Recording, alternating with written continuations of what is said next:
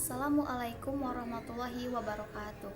Alhamdulillahirabbil alamin. Wassalatu wassalamu ala asrofil anbiya'i wal mursalin wa ala alihi wa ashabihi ajmain, amma ba'du. Yang saya hormati Bapak Profesor Dr. Ahmad Sukri, SSMAG, selaku dosen mata kuliah Sejarah Perkembangan Pemikiran Kalam. Di sini saya sebagai moderator dan sebagai pemateri.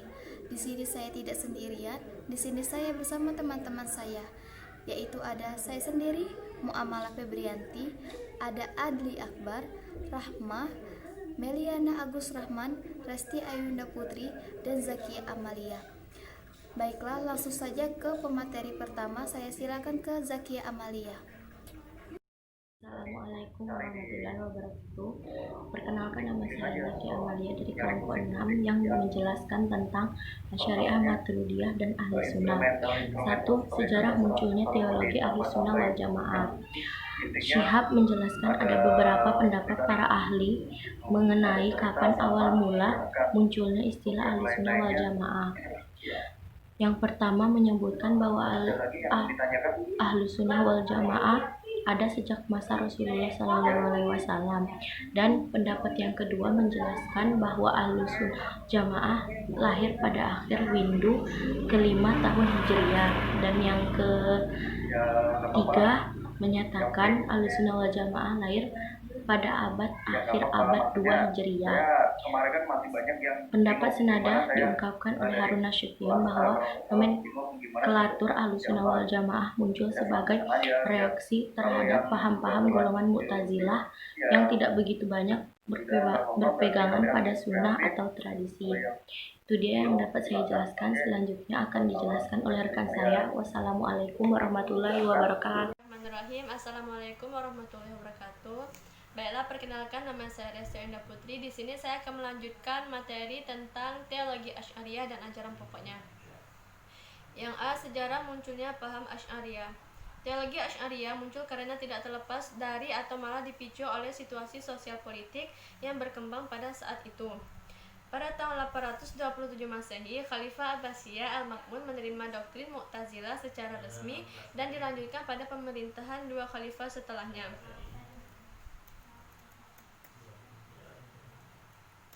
Kemudian orang-orang yang teguh memegang tradisi, khususnya Ahmad bin Hambali, disiksa bahkan lebih dari itu.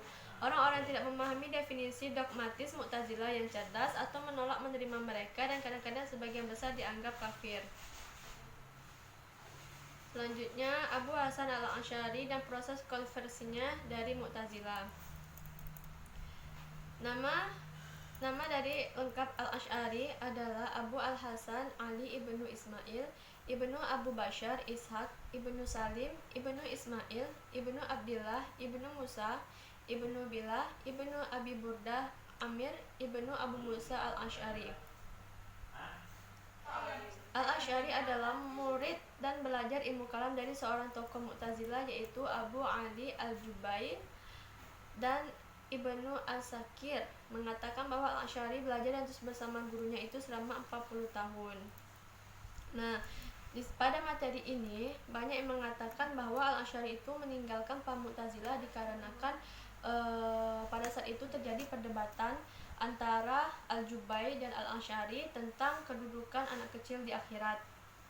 Karena ketika Al-Asy'ari menanyakan hal itu kepada gurunya itu menjawab dengan ragu-ragu, sehingga ia seperti mencari kebenaran dengan membandingkan antara dalil yang terdapat di kitab Ahlussunnah wal Jamaah dan Mu'tazilah, yaitu selama 15 hari. Dan setelah ia selesai menulis itu, ia pun memanggil seperti perkumpulan masyarakat di sebuah masjid untuk membuktikan dari dalil-dalil tersebut. Setelah Al-Asy'ari ini mendapatkan jawaban dan ia merasa puas dengan kebenaran yang ia dapatkan, maka ia pun berubah.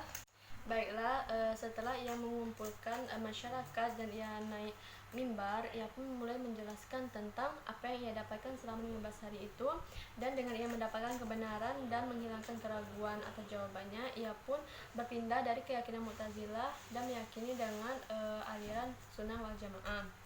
Kemudian adapun Pokok-pokok ajaran Abu Hasan al-Asy'ari adalah sebagai berikut. Yang pertama, zat dan sifat-sifat Tuhan. Yang kedua yaitu ada kebebasan dalam berkehendak. Selanjutnya yang ketiga, akal dan wahyu. Selanjutnya qadimnya kalam, yaitu kalam Allah, yaitu Al-Quran. Yang kelima, melihat Allah. Yang keenam, keadilan. Dan ketujuh yaitu kedudukan orang yang berbuat dosa. Baiklah, mungkin hanya itu dapat saya sampaikan. Wassalamualaikum warahmatullahi wabarakatuh. Assalamualaikum warahmatullahi wabarakatuh. Perkenalkan, nama saya Rahma. Di sini saya akan melanjutkan materi yang telah disampaikan oleh rekan saya sebelumnya. Selanjutnya itu materi tentang teologi Maturidiyah dan ajaran pokoknya.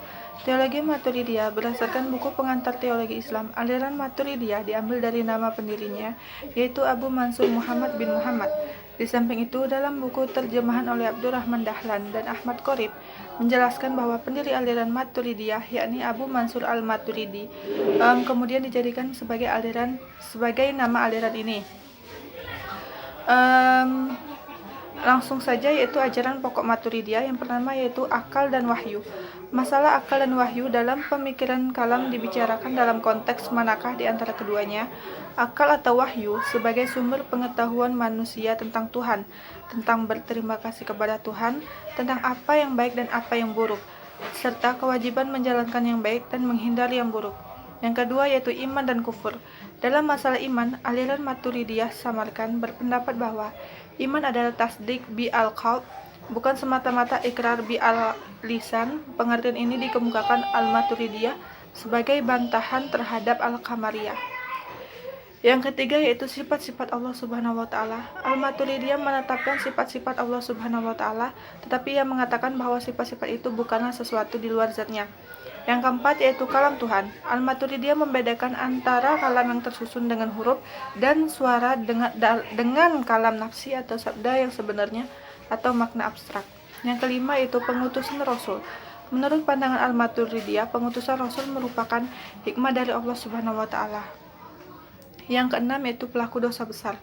Al-Maturidiyah berpendapat bahwa orang yang berbuat dosa besar tidak kafir dan tidak kekal dalam neraka walaupun ia mati sebelum bertobat.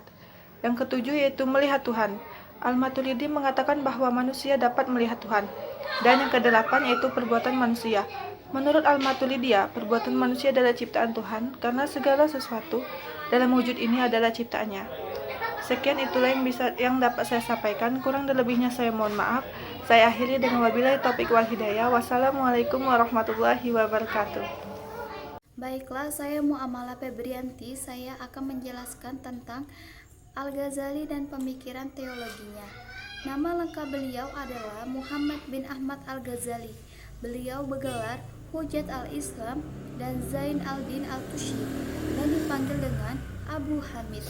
Beliau lahir di Tus pada tahun 450 Hijriah. Beliau hidup dalam keluarga yang sangat sederhana tapi teguh dalam prinsip-prinsip Islam. Karya-karya yang telah beliau tulis yaitu puluhan kitab tentang Al-Ushul, yaitu Ushul al-Din dan Ushul al-Fiqh. Al-Ghazali wafat di Tus pada tahun 505 Hijriah pada hari Senin Jumadi akhir. Pandangan-pandangan teologi Al-Ghazali. Al-Ghazali sebagai tokoh terpenting dalam teologi Al-Asy'ariyah. Paham-paham yang dikembangkannya tidak dijumpai perbedaannya dengan paham-paham Al-Asy'ari sebagai tokoh pendiri. Kesamaan pendapat Al-Ghazali dan Al-Asy'ari dalam teologi Harun Nasution memberikan contoh pandangan-pandangan Al-Ghazali seperti yang dikutip dalam kitab beliau Iktishaq fil Al-Iktikad. Diputi bahwa Tuhan mempunyai sifat-sifat qadim yang tidak identik dengan zatnya dan mempunyai wujud di luar zat. Al-Quran bersifat qadim dan bukan makhluk. Perbuatan dan daya manusia Tuhanlah yang menciptakannya. Pandangan Al-Ghazali tentang hukum kausalitas. Kritik Al-Ghazali tentang hukum kausaliti disebabkan karena teori ini digunakan untuk hal-hal yang bersifat samiyat yang akan beridentifikasi pada pemahaman bahwa mustahil akan terjadinya mukjizat yang selanjutnya dapat membawa kepada pengingkaran dan kebenaran seorang nabi. Hanya inilah yang dapat saya sampaikan. Saya lanjutkan ke pemateri selanjutnya. Assalamualaikum warahmatullahi wabarakatuh. Saya Meliana Agus Rahman akan melanjutkan materi dari Saudari Muamalah Febrianti, yaitu membahas tentang tokoh-tokoh ajaran Ahli Sunnah wal Jamaah dan inti ajaran pokoknya. Jadi di Ahli Sunnah wal Jamaah ini terdapat dua tokoh, yaitu Asy'ariyah dan Al-Maturidiyah. Asy'ariyah membawa ajaran Al-Asy'ariyah dan Al-Maturidiyah membawa aliran Maturidiyah. Jadi kedua tokoh ini memiliki persamaan, yaitu sama-sama bertentangan dengan aliran Mu'tazilah dan sama-sama memandang sifat wajib bagi Allah, yakni 20 sifat wajib, 20 sifat mustahil, dan 1 sifat jaiz. Yang membedakan antara kedua tokoh ini yaitu memahami ayat-ayat mutasyabihat.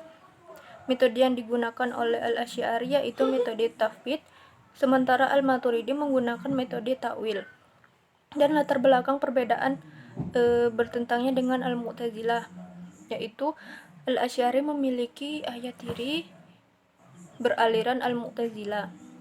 Ketika itu ayahnya sedang berdebat dengan seorang muridnya, lalu ayahnya tidak dapat menjawab pertanyaan dari muridnya. Ketika itulah Al-Asy'ari keluar dari aliran Mu'tazilah. Dan Al-Maturidi selalu berdebat dengan Al-Mu'tazilah dan memenangkan perdebatan tersebut.